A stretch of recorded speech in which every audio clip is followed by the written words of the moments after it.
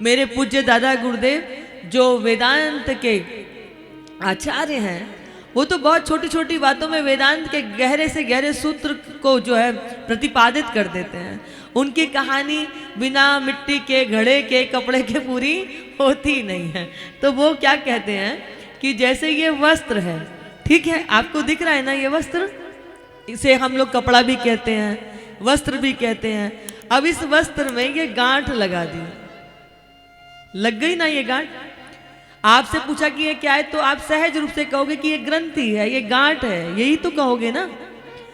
अब इस गांठ को खोल दिया तो ये कहां चली गई, कहां चली गई? हाँ, कहां चली गई? आकाश में? कहां चली गई? कपड़े में चली गई ना।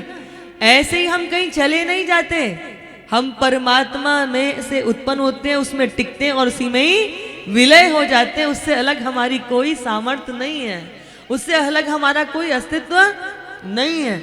इसको और समझिए, इसको और गहराई से समझिए। यही भागवत जी का सार है।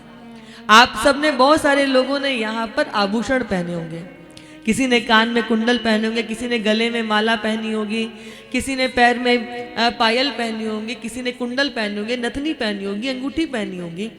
तो मैंने कहा कि लाओ अपने अपने आभूषण उतार के ले आओ और हम उसे किसी ओखली में लेके कूट दें, ठीक है।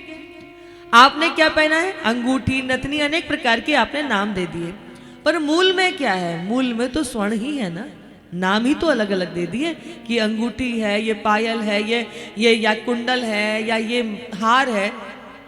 मूल में क्या है? सोना।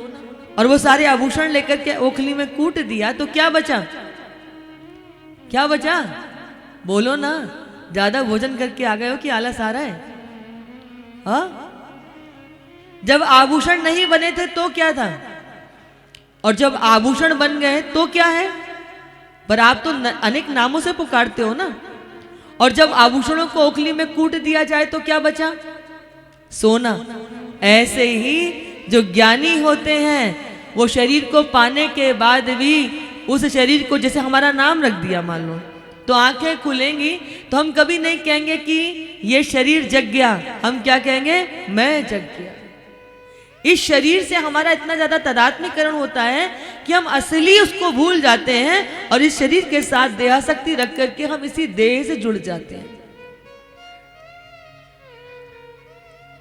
पर मूल में क्या है? मूल में तो आत्मा ही है। मूल में क्या है? आत्मा।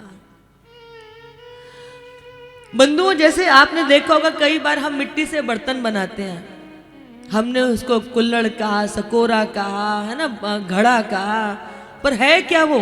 जब बर्तन नहीं बने थे तो वो मिट्टी थी। कुल्हड़, सकोरा, घड़ा आपने कह दिया, पर है तो वो मिट्टी ही ना। और उसको फोड़ दोगे तो क्या बना? मिट्टी बन गया। ऐसे ही परमात्मा से अलग हमारी कोई सत्ता नहीं है।